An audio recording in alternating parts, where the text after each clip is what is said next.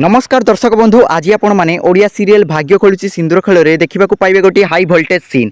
हाँ दर्शक बंधु आज आयुष इशिका को हक करुव से समय लिपि आउ आयुष बापा से देखी ने। दर्शक बंधु जिते तले पूजा चली से समय आयुष और इशिका रोमांस करुँचे इशिका आयुष को कहूँ कि मुझे तुमको बहुत भल पाए से चिपकली लिपि ठार दूरे रमें कौन जापारुन कि आउ से समय आयुष कहूँ अरे मु केवल तुमको भल पाए से तो केवल मोर आसिस्टांट आउ सेतेबेले इशिका एक कथा सुनी बहुत जोरे हसुची आउ बहुत खुशी हो जाउची। तापर आयुष इशिका को पुणी कहूची कि तुम भाभी पारुछ केमिति मु लिपि को इंटरेस्ट करूथिबी बोली। आउ सेतेबेले इशिका कहूची कि अरे से कथा छाड़ ठीक एमिति कहूतबा समय रे लिपि ऊपर को चली आसुची आउ से मानकु देखि नउची। आउ आयुष को कहूची कि अरे आयुष तुम एठी कोन करूछो। आउ सेतेबेले आयुष आउ इशिका लिपि को देखि चमकी पडुछंती आउ कहउछंती तू एठी कोन करूछु। आउ सेतेबेले लिपि कहूची कि पर रूम रे किछि पूजा सामग्री अछि सेथिबई मु आसीची। आउ लिपि पुणी कहूची कि तुम दी जण एठी कोन करूथिलो। आउ सेतेबेले आयुष कहूची कि किछि नाही बास आमे एठी कथा होतलु। सेतेबेले इशिका बहुत जोरे रागी जाउची आउ लिपि को कहूची कि मु जानिची तू आयुष को फॉलो करूछु हेले आयुष केवल मोर मु आयुष को भल पाए। आउ सेतेबेले लिपि इशिका को कहूची कि अरे मु आयुष को फॉलो करू नथिली ऊपर रूम रे गोटिए पूजा सामग्री थिला सेथिबई मु आसीथिली। आउ इशिका लिपि को पुणी कहूची कि मु जानिची तम परि छोटलोक घरर झियो माने एमिति बड़ घरर पुओ माने को फसेई बाहा ही जांती।